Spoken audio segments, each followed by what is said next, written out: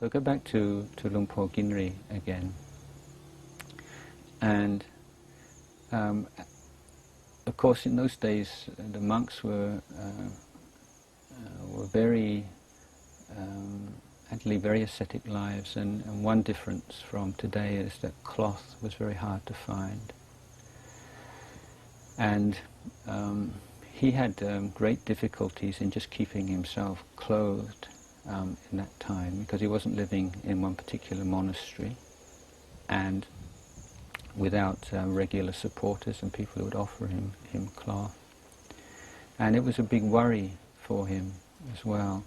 There was he was sweeping once, and his sabong, that's like the skirt-like robe that we wear here, was so paper thin that he was tired. He just bent down and it got a big split in it.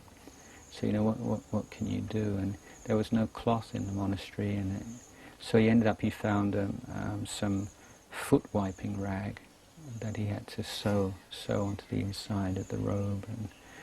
And another time he got a robe which was all ragged around the edges. Somebody gave him old robe, so he found some cloth and sewed it all around the edge of the robe.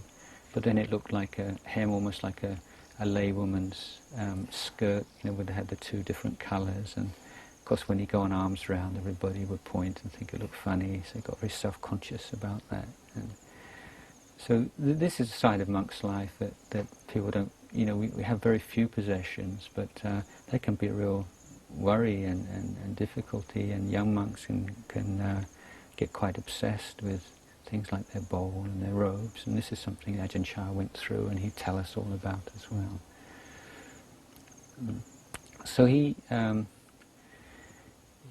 decided, he developed a standard for himself. He had these worries, and he needed to be properly covered and reasonably clothed, but he just made a standard that even though he still had desires for good robes and so on, that he would never ask for anybody, for anything for anybody, even from monks. Because monks are not allowed to ask for things from lay people unless they've made a specific invitation to them, or else that they're blood relatives. So you can ask from your mum and dad, or from brother and sister, if you really need something.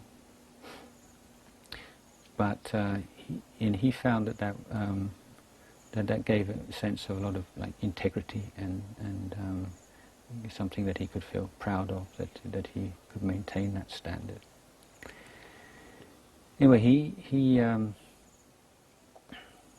went back to Luang Por Ginri's for the rains retreat, and Luang Por Ginri saw that his robes were falling apart, and so he asked for some cloth from some relatives of his.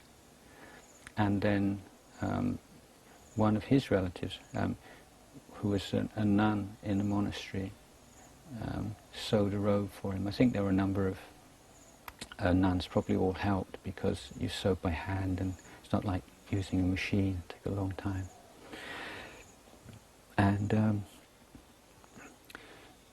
And he said that that robe, the cloth was very thick.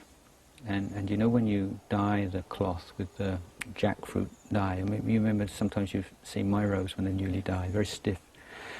But this robe is so thick and stiff already, but with the colour in it as well. He said it was just like an earthenware pot. It's just so stiff. You walk along, it's so.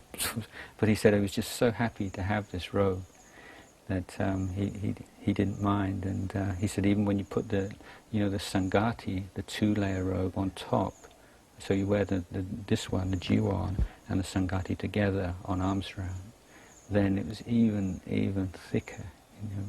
He said he wore that for 4 years.